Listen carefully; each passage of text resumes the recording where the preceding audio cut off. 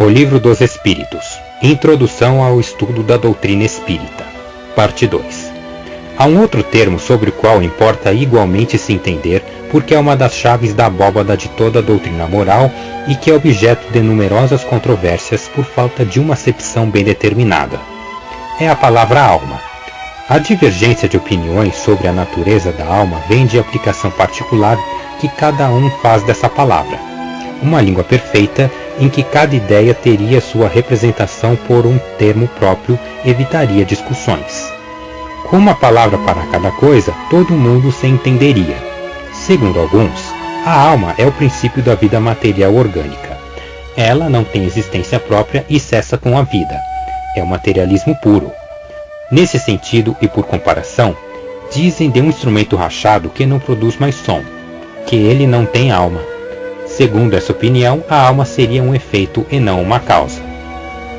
Outros pensam que a alma é o princípio da inteligência, agente universal do qual cada ser absorve uma porção. Segundo eles, não haveria por todo o universo, senão uma só alma que distribui centelhas entre os diversos seres inteligentes durante a sua vida. Depois da morte, cada centelha retorna à fonte comum, onde se confundem no todo, como os riachos e os rios retornam ao mar onde saíram. Essa opinião difere da precedente naquilo que, nessa hipótese, há em nós mais que a matéria e que resta alguma coisa depois da morte. Mas é mais ou menos como se não restasse nada, uma vez que, não tendo mais individualidade, não teríamos mais consciência de nós mesmos. Nessa opinião, a alma universal seria Deus e cada ser uma porção de divindade. É uma variedade do panteísmo. Segundo outros, enfim, a alma é um ser moral distinto, independente da matéria e que conserva sua individualidade depois da morte.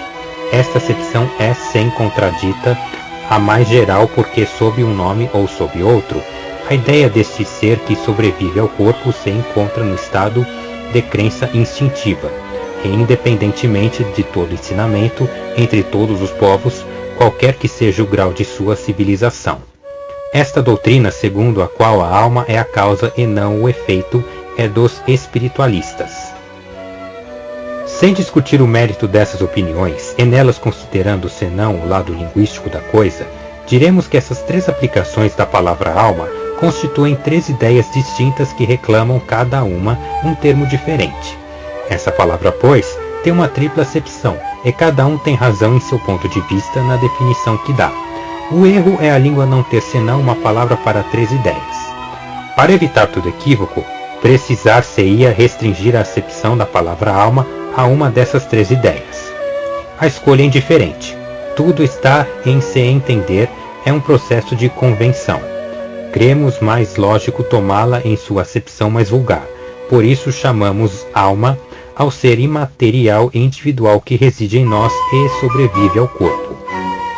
Ainda que esse ser não existisse e não fosse senão um produto da imaginação, seria preciso assim mesmo um termo para designá-lo. Na falta de uma palavra especial para cada uma das duas outras acepções, chamaremos princípio vital. O princípio da vida material e orgânica, qualquer que lhe seja fonte e que é comum a todos os seres vivos, desde as plantas até o homem. A vida podendo existir, a abstração feita da faculdade de pensar, o princípio vital é uma coisa distinta e independente. A palavra vitalidade não dá a mesma ideia. Para alguns, o princípio vital é uma propriedade da matéria, um efeito que se produz quando a matéria se encontra em certas circunstâncias dadas. Segundo outros, e é a ideia mais comum, ele reside num fluido especial universalmente espalhado e do qual cada ser absorve e assimila uma parte durante a vida, como vemos os corpos inertes absorvem a luz. Esse seria então o fluido vital, que, segundo certas opiniões, não seria outro que o fluido elétrico animalizado, designado também sob os nomes do fluido magnético, fluido nervoso, etc. Seja como for, há um fato que não se poderia contestar porque é resultado da observação e é que seres orgânicos têm em si uma força íntima que produz o fenômeno da vida, tanto que essa força existe. Que a vida material é comum a todos os seres orgânicos e que ela é independente da inteligência e do pensamento. Que a inteligência e o pensamento são faculdades próprias de certas espécies orgânicas. Enfim, que entre as espécies orgânicas dotadas de inteligência e de pensamento, há uma dotada de um senso moral especial que lhe dá uma incontestável superioridade sobre as outras e que é a espécie humana. Concebe-se que, com um significado múltiplo, a alma não exclui nem o materialismo nem o panteísmo.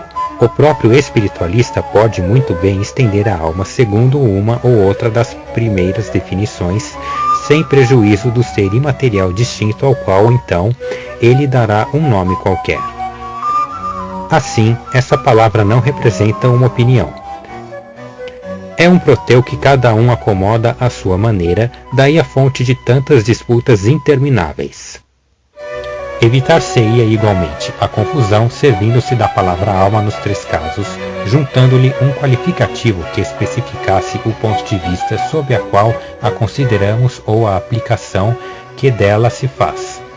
Seria então uma palavra genérica, representando ao mesmo tempo o princípio da vida material, da inteligência e do senso moral, e que se distinguiria por um atributo como o gás, por exemplo, que se distingue juntando-lhe as palavras hidrogênio, oxigênio ou azoto. Poder-se-ia então, e talvez fosse o melhor, a alma vital, para o princípio da vida material, a alma intelectual, para o princípio da inteligência, e a alma espírita, para o princípio da nossa individualidade depois da morte. Como se vê, tudo isso é uma questão de palavras, mas uma questão muito importante para se entender. Segundo isso, a alma vital seria comum a todos os seres orgânicos, plantas, animais e homens. A alma intelectual seria a própria dos animais e homens, e a alma espírita pertencente somente ao homem. Acreditamos dever insistir tanto mais sobre essas explicações quanto a doutrina espírita repousa naturalmente sobre a existência em nós de um ser independente da matéria e sobrevivente ao corpo. A palavra alma, devendo aparecer frequentemente no curso dessa obra, importava ser fixada no sentido que lhe atribuímos a fim de evitar qualquer equívoco. Vamos agora ao objeto principal dessa instrução preliminar.